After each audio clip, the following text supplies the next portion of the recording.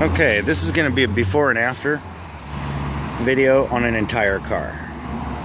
Let's take a look as we walk up to this dirty car. First of all, we see that big ping thing, whatever it is, that high spot right there. And then as we look closer, we see this door is hammered. So let's take a look. Do this. Wipe it all down. See what we're looking at. Wipe the back here. Okay. Now we're looking at this door. Big knockaroony. Big weird wavy thing right there. Whatever the hell that is. When we get up to the front fender, there's a knocker with a large scuff on it.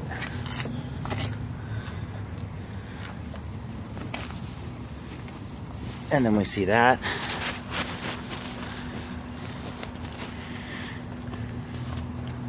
Basically, large dent. Little pinger right there.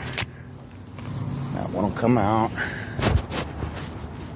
Looking down this side, it's pretty damn dirty, but there's about 2 or 3 in that door. Weird little one right here I'm seeing. You see that, camera? Right there. So, little tiny one right there that